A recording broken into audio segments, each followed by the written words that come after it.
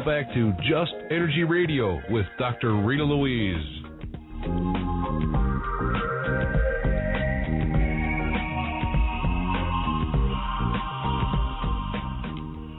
Hello and welcome back to Just Energy Radio. I'm your host, Dr. Rita Louise, and thank you all for staying tuned to the second hour of the show. Just Energy Radio is brought to you by SoulHealer.com and the Institute of Applied Energetics. And please do stop by the Just Energy Radio website. That's www.justenergyradio.com, and check out our over 5 years, or almost 5 years worth of archives. So we are continuing our talk with Timothy Wyllie, the author of The Return of the Rebel Angels. His webpage is timothywyllie.com. That's WYLLIE.com. Hi, Timothy. Welcome back. Hi, Dr. Louise. Thank you. Oh, man. This is a very interesting conversation. I'm going to be honest with you. People that usually, in my experience, talk about angels do not speak about them from a very grounded place. And so I tend to dismiss them pretty quickly. This is probably the most educated conversation I've had on the topic ever, and I'm really appreciating the level of intellect and grounding you're bringing to this topic. So thank you. Thank you. Thank you. Good. You were talking about these other planets and other civilizations that exist in the universe.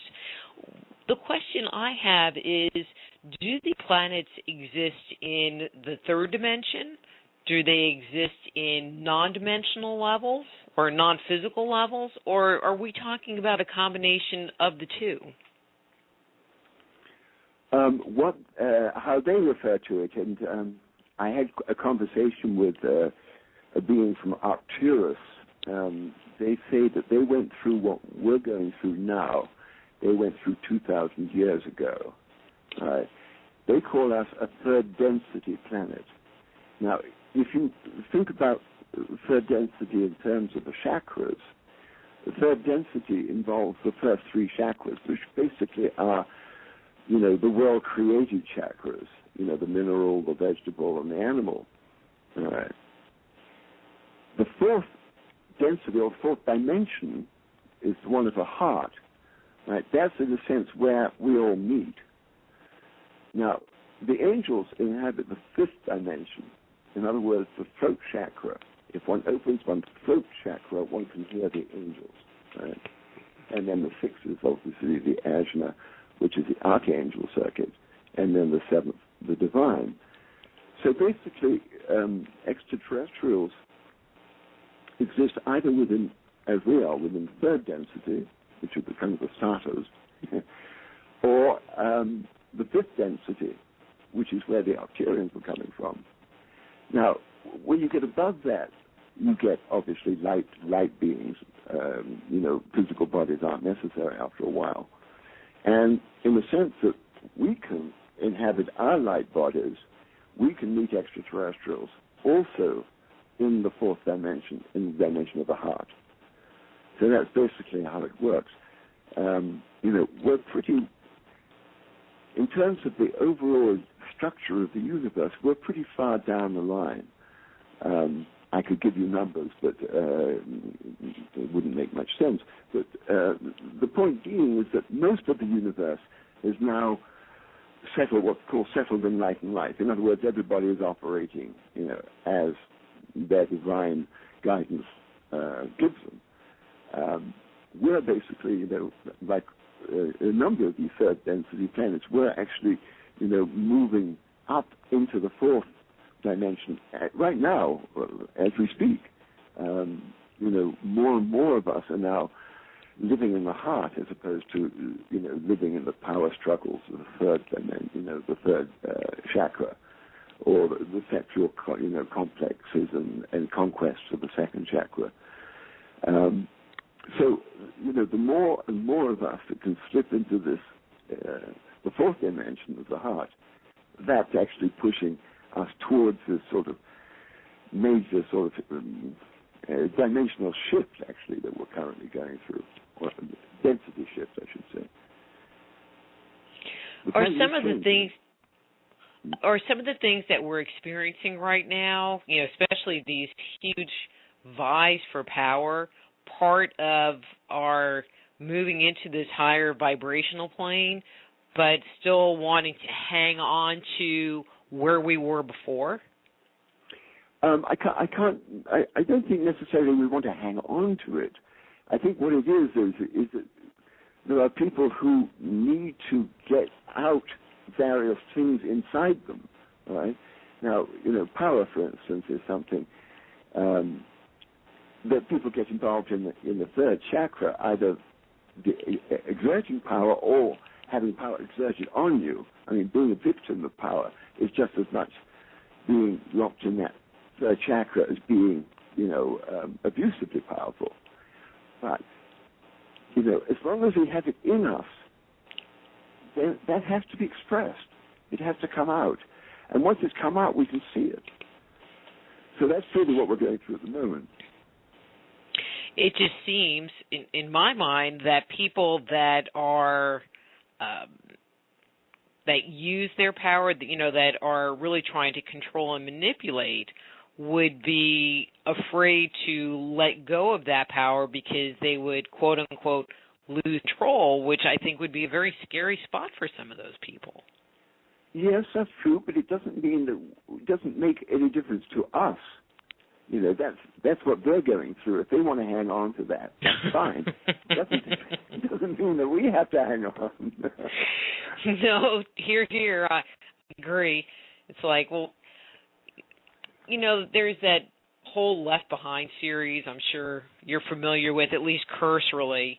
And I always think about, all right, I'll share my story. So my brother sent me this video for Christmas one year, and I thought it was bargain basement $5 video that he was just sending me a token Christmas gift. And, I'm watching this video, because it was about the apocalypse and the rapture. And I'm like, that might be kind of interesting. I'm into that kind of stuff. But it was just really badly acted.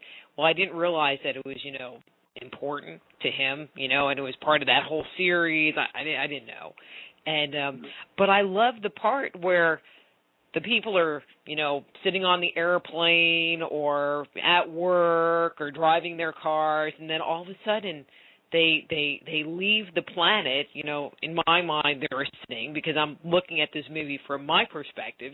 All of these people ascend and take their next step, and the movie's about all the people that are left on Earth. And I kind of joke around that, well, if we don't all ascend or make this transition at the same time, it's like, what about all the people that leave? And then if I'm stuck here, kind of looking around going, oh, I guess I was a dummy.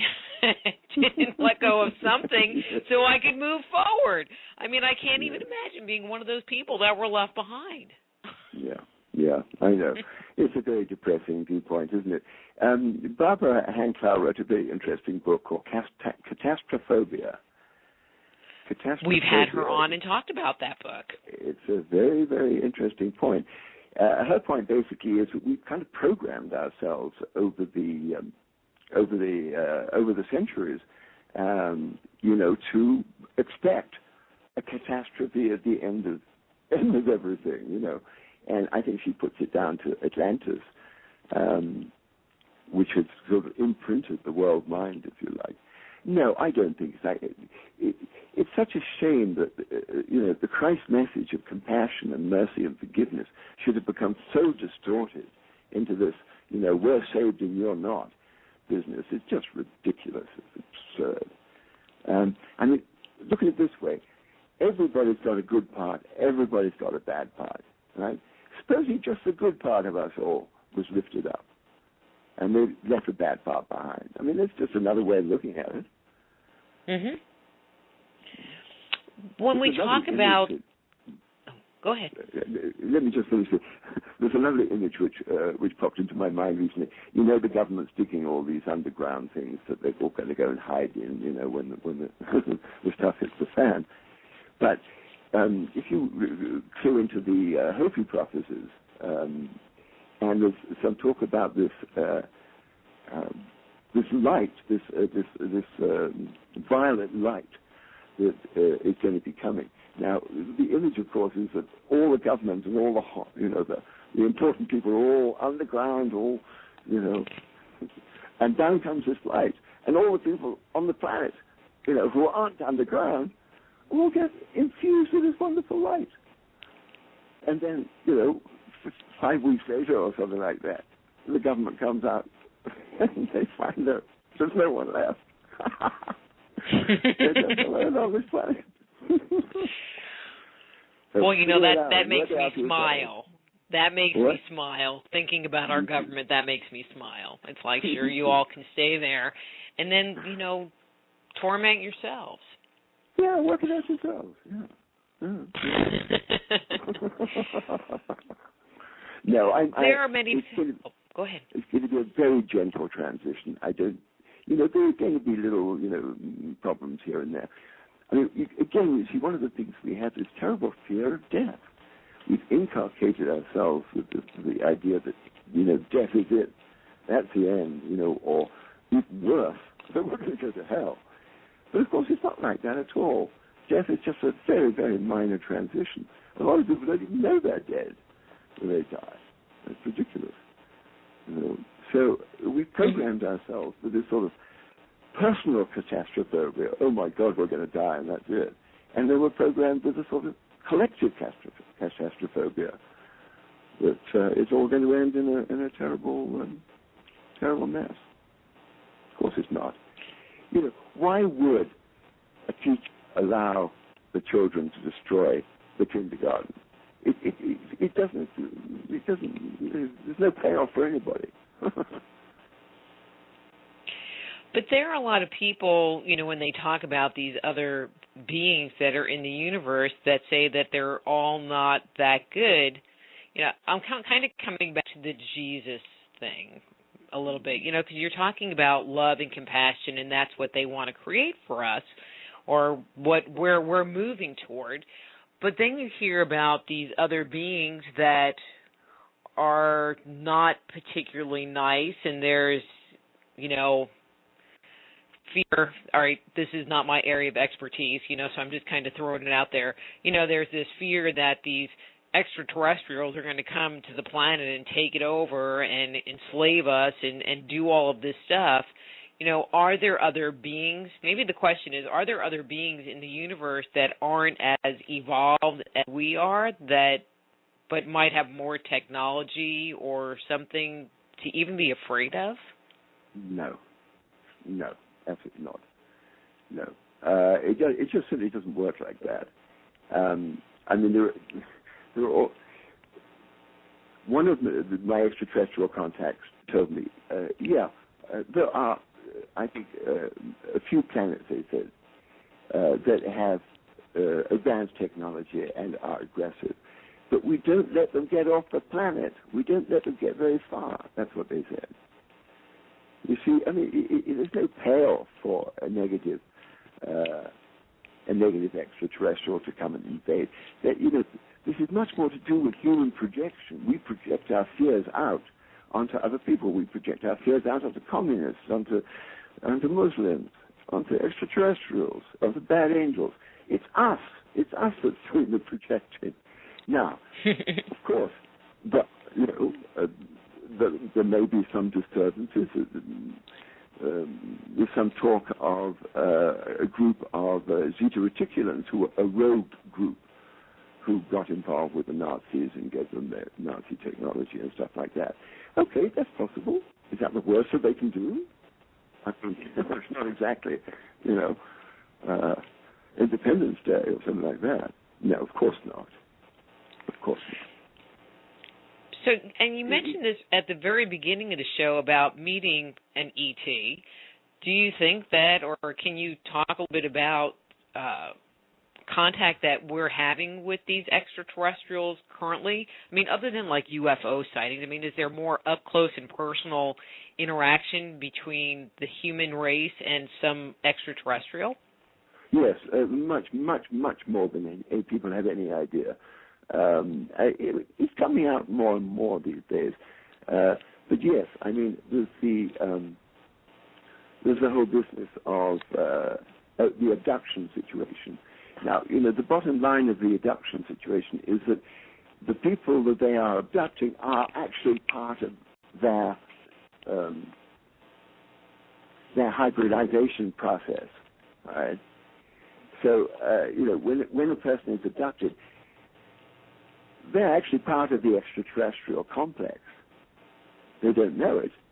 It's just like there are a lot of rebel angels incarnated as human beings who don't know they're rebel angels. They just think they're very different from normal people. And that's really what the bottom line of my book is about. It's about trying to wake up these rebel angels who are, in a sense, redeeming themselves by coming into human incarnation. Now, once one is aware of who one is, one can exert a lot more influence on one's environment. So, the base of the book is, wake up, guys. There are 100 million of us down here now. And, we're down here for a reason. We're part of a team, that is shepherding this operation through, going through the eye of the needle, as it were. Is there any way to tell if you are one of these rebel angels? Well, I think one way would be to read my book. That would certainly help. A lot of us feel, have always felt all the way through our lives that we're very different from other people. And there are many different, you put this down to all sorts of different things. But the bottom line is that we have a different lineage, we have a different heritage. And, we're here as a function, but it's a double function. We're redeeming ourselves for the decisions we made way back when we joined Lucifer. But we're also, extending our knowledge, if you like, into the world mind. I mean, the reason I write my books is not necessarily for people to read, but it's to imprint the world mind with something different, a more compassionate viewpoint of life rather than this very aggressive Christian, uncompromising and unforgiving approach. It seems to be so contradictory to the basic concepts of Jesus Christ. Well, that's a whole other conversation. Yeah, I could go on and on for days about that one. I think if you look back, because the rebel angels have been coming into incarnation in waves, basically, and there was a wave at the end of the 19th century. And we got Gurdjieff, we got Crowley, we got Cocteau, we got Rimbaud, we got Baudelaire. These were people who kind of had to break through the Victorian sentimentality, and open the way for people like myself and others of us who are, writing about these more arcane areas, which have become more and more important as the veil gets thinner and thinner between us and the other levels, the subtle levels, as we're moving from the third density to fourth density. Based on your comment, would individuals like Da Vinci and Michelangelo and many of the Renaissance, New Thought, New Science people be part of a wave that came through as well? Yes. Yes, there was a wave then. There was a wave in the 12th century, 13th century with the Cathars, and there was a wave in the 15th and 16th century of the Renaissance. Yes. And also, there have been individuals in various different countries, but the main waves are happening now. My information is there are over 100 million of us now. Is there a relationship between that phenomena and like indigo children and the crystal children? Yes. Yes. The indigo and the Christian children are exactly that. The young rebel angels. Yes. Uh-oh, watch out, guys. And what's, in current times, what is their mission? Is it just to get to know themselves and become authentic? I mean, that seems to be kind of the buzzword, know yourself, become your authentic self, look at the rules that are put on around you and make decisions, your own decisions, and not just necessarily conform to what society tells you. Is that part of their, I'm going to say, assignment here on Earth? Unrealized assignment here on Earth? Yes, it's exactly that. It's basically, to find out who we are. I mean, we all have to find out who we are, obviously, because, we're told all sorts of things. We're educated into being certain people. But, as we mature and get more curious, we have to dig in and find out more about who we are. One of the things that the common denominator seems to be with most rebel angel incarnates is that they have very, very difficult childhoods. That's one of the kind of ways you can tell. Now, once one gets over the one sort of knee-jerk rebellion aspect, because that's part of what one brings along with one, yes, absolutely, it allows one to, to separate out what one's been told from. Let me give you an example. For instance, in 1981. I'm a smoker. I enjoy smoking. I smoked all my life. But I'm also no fool, and I realize, of course, gunk gets into the lungs. And about that time, I'd heard that they had gene spliced some bacteria that could eat the inside of oil tankers. Rather than flushing out the oil into the ocean, they developed this bacteria that could eat the oil and clean the inside of the tanker. And I thought to myself, well, goodness me, if they can do that, surely I can gene splice something internally that can live in my lungs and clean them out. So I made a very concentrated 15-hour graphic in which I drew in E. coli, and working in combination with my diva. All right, the diva is the aspect of me that knows how my body works, right? The control of my peristalsis, Now working with that diva, I was able to create this little creature that lives in my lungs. Now, 50 years later or 40 years later, I'm still healthy. My lungs are healthy, and now I don't know whether it's actually true or not, but it seems to have worked. Right now, that's because I didn't bother to think, okay, I need to go to a doctor. No, let's try and heal myself. How do I do it?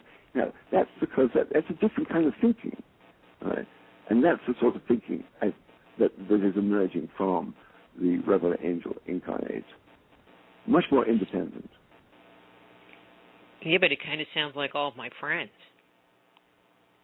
Probably. Oops. I'm happy to. I think that's like this. You see, we gather our little clades, our little conclaves around us. But what impact? This is kind of a politically incorrect question. What impact does that have on the regular people that are also here on the planet? I mean, does it help them evolve? I mean, there's the rebel angels coming here and having the human experience, the third-dimensional experience, but then there's, like, the other people. Is there a benefit to them? They're having their experience. I mean, in a sense, we may have a longer lineage than normal people, but that doesn't make us any better, or we're just different, that's all. And they're working out their salvation with diligence, and we're working out our salvation with diligence. Well, it wasn't like a negative question. It just made me wonder if them being around, being in the energy of being exposed to things, that are coming through these rebel angels would actually help accelerate them on their path to further growth. I can only talk from personal experience here, and my answer is yes. I have found in my relationships with regular people that there is a certain it actually either works one way or the other. Either there is a tremendous opposition, or the person actually digs deeper into themselves. Yes, it does work like that, of course. And I mean, look, as you got your radio program. I write my books, and there are people all over doing the same thing. I mean, it's not a question really of getting it out there. We're the Rebel Angels, hurrah! It's not about that. It's about drawing up, as you said earlier, drawing up everybody, drawing up the whole world. And if we bring another kind of knowledge that can help, then fine. I mean, if somebody else listens to this, my story about my lungs and goes off and does it themselves, whoopee, That's how it works, I think. It's very modest. It's not, not like take over the government or anything like that. When you communicate with your angels, how does that information come to you or through you? Well, I've been doing it a very long time now, so it's gone through a number of different changes. Right now, I'm writing a book with a just gone 8 Rebel Angel that I've been working with for actually most of my life, but a lot of it unknowingly. And it's only in the last 30 years I've been actually understanding what's going on. And some of that is similar to what you're writing. She's writing the story of the planet for the last 500,000 years that she's been watching and being around. And she's also integrating it, also telling my story from her point of view, which is interesting. So, it started in terms of being able to write, and now it's really moved to kind of being integrated. So I kind of invite her to join me, and then we just write together. It's a collaborative thing. She gets me to research stuff. She'll tell her stories about what she saw, and I'll back it up. It's interesting. And so there's a consciousness that you have that this is a collaboration versus yes. Versus just being channeled. I mean, because I know that can be two separate. Well, maybe I don't know. I'm going to shut up. No, it's a very good point, actually. My first book, when I was writing my first book, one of the angels came to me and said, well, do you want to take dictation or do you want to collaborate? And I thought about it. I said, no, I want to collaborate. And that's been basically my path. It's been a collaborative thing. I'm not, I have received channeling in my time. And I prefer collaboration. It's much more fun for a start. I'm now just finishing the 5th book of this series, and I think we've written 5 books in a year and a half. So it's a very fluid process. 5 books. Okay. I love people that go, well, I'm on book 38, and I'm like, okay, just working on 4, and it's slow going. Let me tell you, it's just slow going. I know. Well, it's the one I'm working on right now is extremely research intensive, and it's just, so if it's my little angels are there helping me, it's like, if you could just make the information show up a little faster and easier, I'd be really appreciative. Well, yeah, absolutely. Just say that, and then just let your fingers do the walking, and I think you'll find what you're looking for. Well, I have a previous book I wrote, Adventures Among Spiritual Intelligences. I had a couple of angels working with me, and they would stand behind me. And when I would write something that they appreciated, I would get this wonderful tingle up the back of my spine. So that's how I would know I was on course. Well, it's interesting. I can tell, when I'm channeling a certain amount of material or it's just coming through me. But where I find it the most fascinating is when I am doing anything that has to do with Jewish mysticism. I have this little rabbi guy who, I was taking this class, and the instructor would be talking about something, and I'm just sitting there taking these copious notes, in class, and the person sitting next to me is like, my God, you're taking an awful lot of notes. It's like, yeah, this is fascinating. But I wasn't taking notes about what the instructor was talking about. I was taking notes on the commentary that I was getting about what the instructor was saying, which was actually more interesting than the lecture itself. That's wonderful, right. Yes, of course, this raises very interesting. Are you a believer in reincarnation? Is that part of your understanding? Sir. Very much, yes, sir. Good.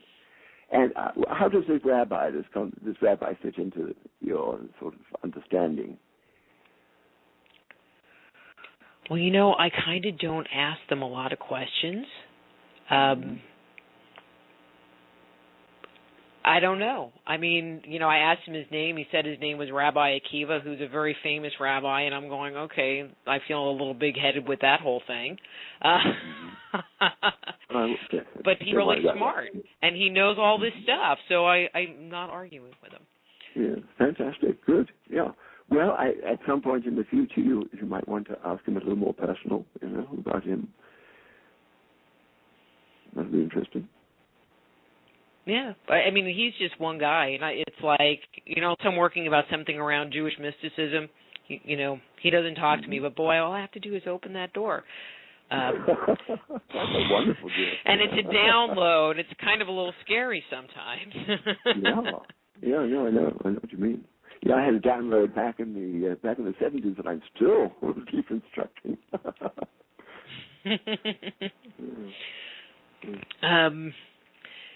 You mentioned this a little earlier about the violet flame, and I'm not sure the listeners really understand what the violet flame is and how that, our exposure to it is beneficial or helpful to mankind.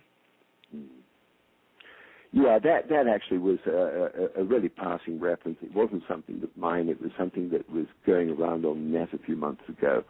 And it was just sort of a funny idea of the government being come to me. But going back to the violet flame, I have in the book some beings called the beings of the violet flame. Right. Now this isn't to do with Saint Germain, the masters, and all that Tibetan stuff. This is about a group of angels that they call the Midway Angels, right? And the angels specifically involved with a particular planet. There are 50,000 of them, and they've been here for about 500,000 years. Now, when the Lucifer Rebellion hit, right, the majority of these, I think 41,000 out of the 50,000, aligned with Lucifer. Right? Now, where we see them coming through in history is in the gods and the goddesses of the old pantheons, the Greek pantheon and the Egyptian, the Sumerian pantheons. These are the rebel midwayers, okay? Now, they were very feisty, and they caused a lot of problems. And one of Jesus Christ's more occulted missions was to remove those 41,119 rebel midwayers, okay? That left 9,000 to deal with what basically 50,000 should be dealing with. Now, these are the only angels that can manifest in physical reality, okay? And actually influence and deal with. I mean, they rolled away the stone, for instance, in front of Jesus' tomb. That was something they can do. Real angels can't interact with physical reality. All right? So this is a kind of a crack troop. So anyway, Jesus removed them 2,000 years ago, and about in the mid-'80s or so, various things went on. And there are now have been coming back, I think 7 every 10 days, as far as my information goes, for the last 20 years. And they've been asked to call, they don't want to call themselves the same thing, they want a new name, so they asked to be called the beings of the violet flame. And one of the reasons is that because they draw their existence within the ultraviolet realm, which is a slightly higher realm on the vibratory scale, which is why we can't see them and can't feel them. But they can interact with us, they can see us and feel us. And they work with various different groups, corporations, in the way that they used to work with families and clans in the old days. And you can see them on the cylinder seals. If you look at the cylinder seals in one of the Cretan museums, you can see their depictions of these various different rebel midwayers. So that's another aspect. Are they the beings that have wings, or are these the beings that have wings, or are these the beings that have the serpentine reptilian motif? No wings. Reptilians, no. I've only caught a glimpse of midwayers once, and they look a little bit taller than us, but they're bipedal. Yeah. They're more like us than I think that, as indeed angels are more like us than we know. And then they have feelings and understandings, and they live places. The universe is much more of a family affair than we're inclined to believe, with our, extraterrestrial monsters and things like that. It's a family affair. When people acknowledge their angels for having helped them through the situation, you hear the stories about something happens and out of nowhere a policeman shows up and helps you out, and then you go to thank them and they're gone. Are these actually instances of angels appearing in our lives, or is this something else that's going on? I had a situation when I was 17, when I was driving with my girlfriend in a little deux chevaux, and we had a crash. And the deux chevaux, they're very flimsy little French cars, and it turned over and pancaked. And both my girlfriend and I were somehow thrown out of the window. Now, the window of a deux chevaux is tiny. It's impossible for a person to get through it. And it's been a mystery all my life. And about 2 years ago, I was talking to one of my angels, and they said in the offhand way, "Oh, that was the midwayers. The midwayers pulled you out of that car." So yes, they do. They're very active. I can't guarantee, when a policeman turns up, that's where. But yeah, they're much more active than we have any idea. Yeah. Are we ever able to see them with our, I'm going to say our physical eyes? Or maybe a better way to say it is, do they ever manifest on Earth? They're very, very shy. For good reason, because if we thought that there was another race of beings that could do things that we can't do, we'd make them responsible for everything. So they're very shy. They stay in the background. But yeah, they're part of the planetary anatomy, if you like. They're, in a sense, they're the real planetary citizens, if you like, because they've been here for 500,000 years, a lot longer than us. I'm going to have a kind of weird question. Are they something that we should, and I'm going to say, venerate, or should we more accept them as just being who they are, as a different kind of life form, or having different level of evolution than we currently have? Yes, not so much a different level of evolution, but different evolutionary line, if you like. They don't evolve in the way that we evolve. They're functional beings, like angels are functional beings. They're created for their functions. But going back to that point, do we see them? I guess we only see them when they manifest. The only time I saw them was in a very, very unusual situation. It was on a beach in Israel, and it was at dusk. And at dusk, the light became almost sort of a violet light. And the spray, I was sitting meditating, and I was watching the spray, and each little bubble of water, if you like, acted as some sort of lens. And it was like a movie screen almost. And I was watching this little group of about 4 or 5 of these people, if you like, these midwares, and they were just kind of tramping up a little hill. And then it faded, the light changed or something. But I just caught that glimpse for about 10 seconds. And I've never heard of anybody else seeing them, but that was the time I saw them. But that's cool. But I think if people stop and think, they've experienced them. I think everybody's probably experienced them in their lives. Yes, so likely. But this business of just going back to the veneration thing, no, absolutely not. One of the great frailties of our species is that we give away our power to anything that we think is more powerful than us. It's a terrible weakness. And the idea of venerating an angel or venerating these midwares is absolutely not the point. You got it exactly right, Dr. Louise. You said that we just regard them as you would regard another species. We're just a species that's intelligent. Well, because I think when people look at or hear the word angel, or they hear, and I'm just going to throw out the word God,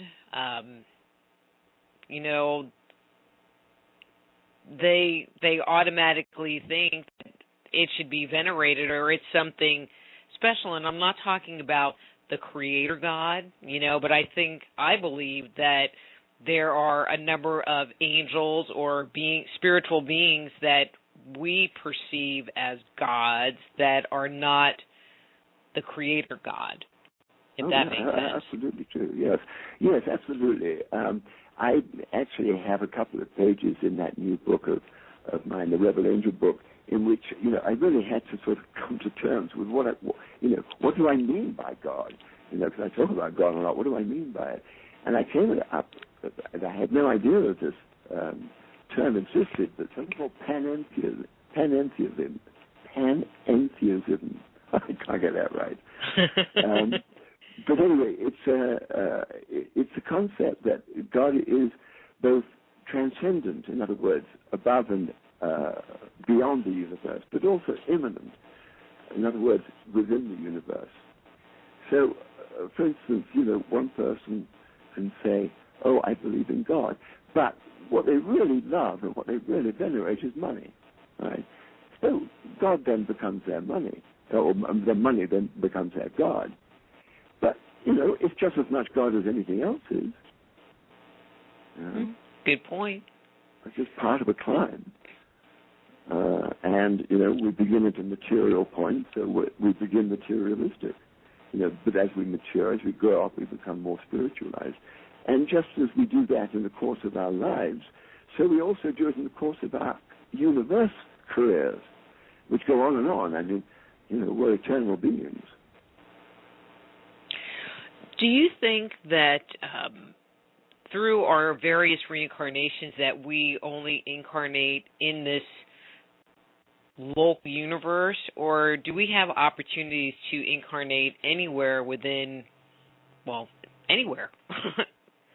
I'm not sure about anywhere, but I think we incarnate where we need to in order to learn the next lessons we need to learn, put it that way. I know I have, for instance, done an incarnation on Arcturus. I haven't examined it in much detail. I will get down to it at some point. But I suspect that that incarnation was more of a sort of a rest between other incarnations, because my last one in this life was a very unpleasant one, and the one before that was pleasant. So I think we go where we need to make our changes. It's just more up to us. I mean, we're a confederation of beings, if you like. We have our angels, and we have the mother spirit and the father spirit and everything like that. So it's much more of a sort of collaborative enterprise. It's not just us saying, I want to go to the holiday, so I'll go to Pleiades.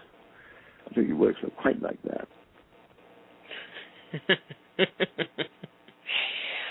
Oh, but it's the, beachfront home.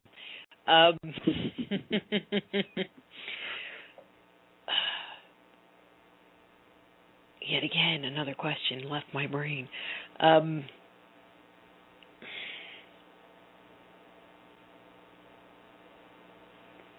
Okay, I need to hang on one second. It's like, oh, I didn't mean to do that. People keep texting in the chat room, and it just caught my attention. I mean, no offense to the chat room, but it's just like it just wiped the slate clean. Okay. Oh, I know what I was going to ask. Okay, I'm back. People think about incarnation, and they think about incarnating on this planet or somewhere else. But one of the things that I ponder, which I ponder a lot of weird things, is that this planet has only been around for so long, and this universe has only been around, well, we don't know how long this universe has been around. In your studies, in your reading, do our souls go back further than the existence of this planet? Well, this again gets a little complex.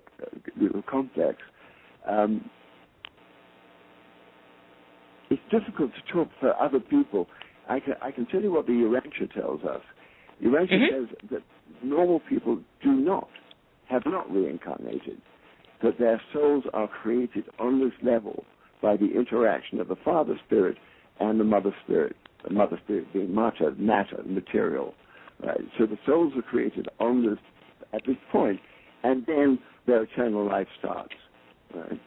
That's what the Urantia says. Now, the exceptions to the rule seems to be the Rebel Angel incarnates who are coming, who seem to be a special group, if you like, that don't fall under the normal situation. But once we become a human being, that's what we are, right? We're human at that point. We don't get back to being angels. I coined this concept Homo Angelicus, the idea of this new hybrid of angel and human. So I think that's probably the answer to the question, is that most people's souls are created here. Angels come from further back, not that far back, maybe 500,000 years, million years, not that far back. So it sounds like what you're saying is that new souls are created, I don't want to say all the time, but there wasn't just the creation of souls and presences in the universe that is stagnant, that the souls that are here increase, decrease, whatever they do throughout time. No, I don't think so. No, I don't think it works like that. I can't see the idea of decreasing. I think not decreasing. I just kind of threw that in there. Right. Well, I think we're all on a learning curve. We're all, everybody, whether angel or extraterrestrial, we're all on a learning curve.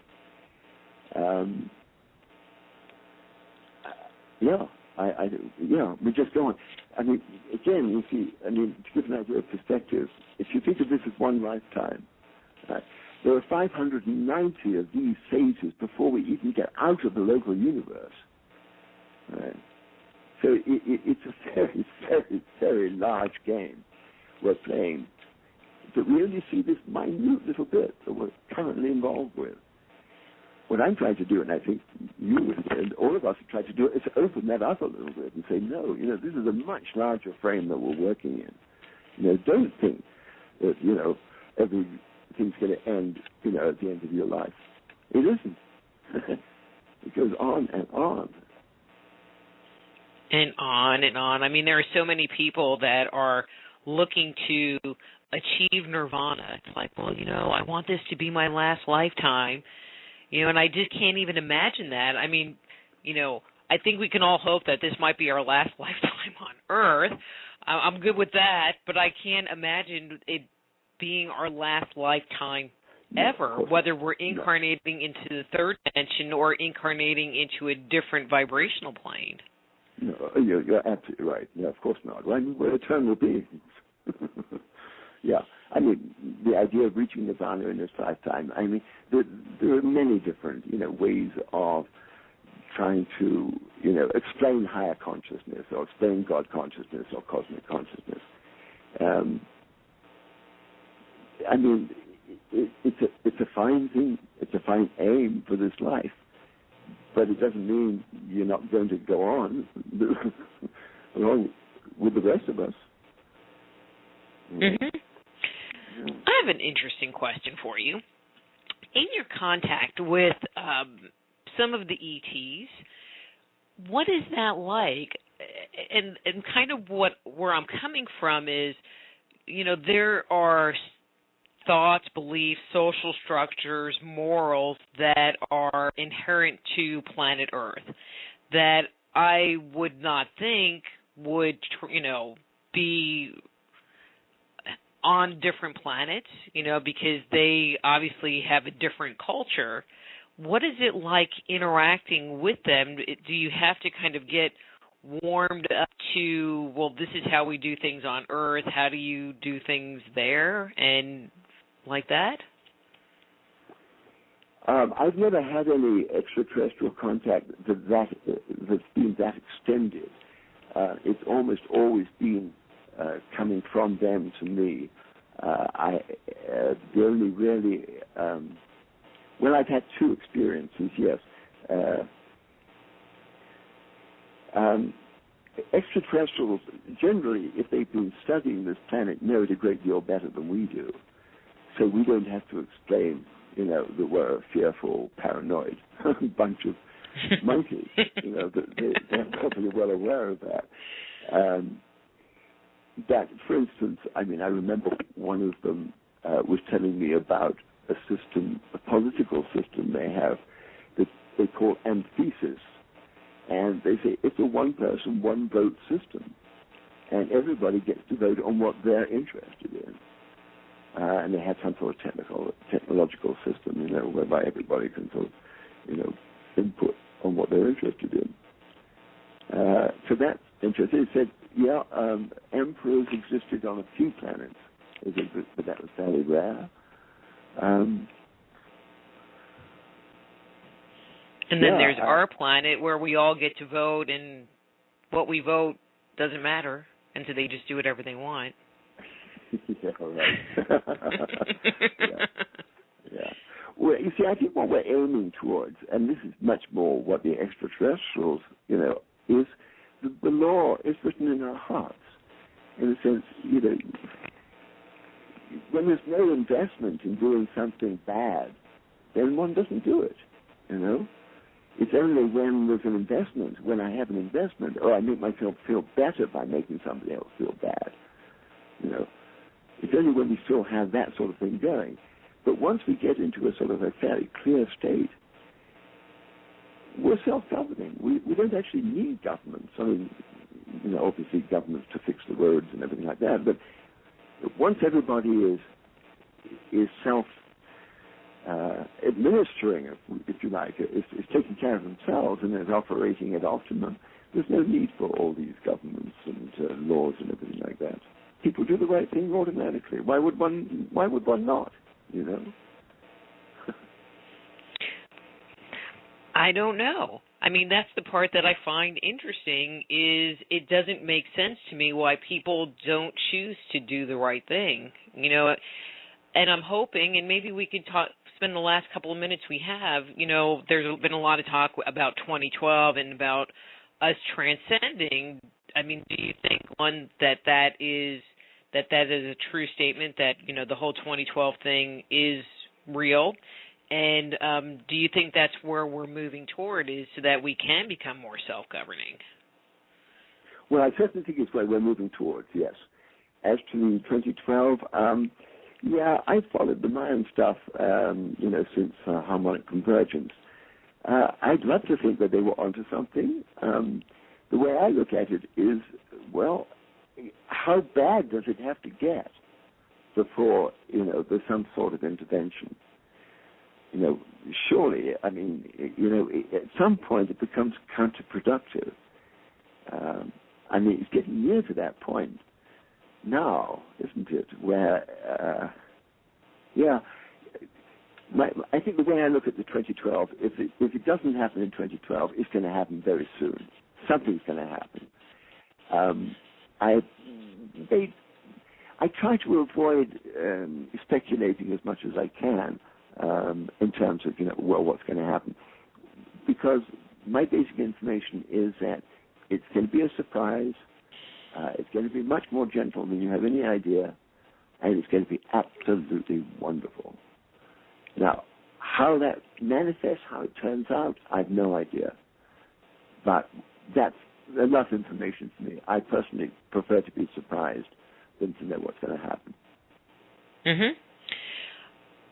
My feeling is that people are not really going to be making a choice. Well, people aren't making a choice, and I feel like it's just going to be put upon us or given to us that here's the new blueprint, and let's get with the program. Yes, it might happen like that.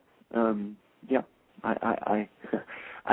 really would prefer not to look too carefully at it, because once one has the sense that everything is okay, it's all fine, it's all in God's hands, then you don't have to worry about how it's going to manifest.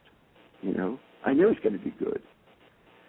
Mm-hmm. It would be incredible if the fleet came down. That would be wonderful. Wouldn't it be incredible if Jesus came back with all his powers? So do you think that is going to be part of it? A return of God, aka a return of the extraterrestrials to Earth? Do you think that that's going to be part of it? Yes, I think it's probably everything is going to happen at the same time. If you remember, I think wasn't it the Fermi enigma about time travel?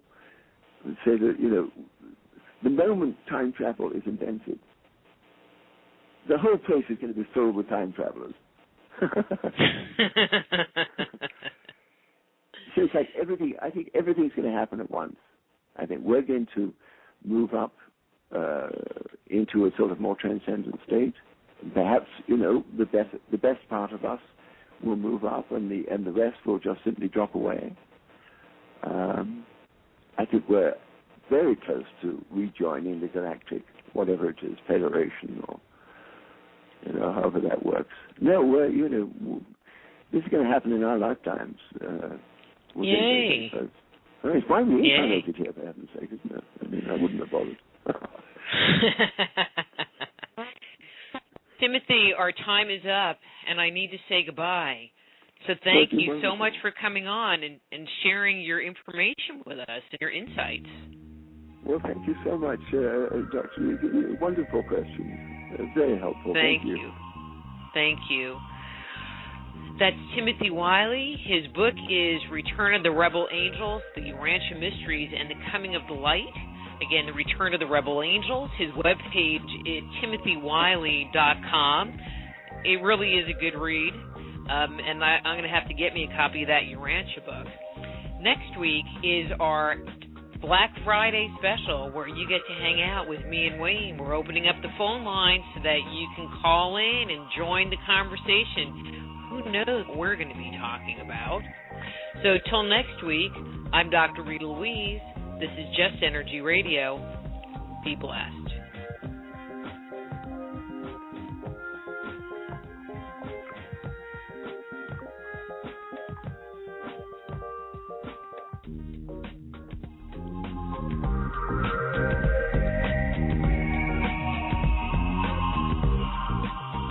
Join host Dr. Rita Louise each week at this time for Just Energy Radio. Point your browser to www.justenergyradio.com for more show information and to contact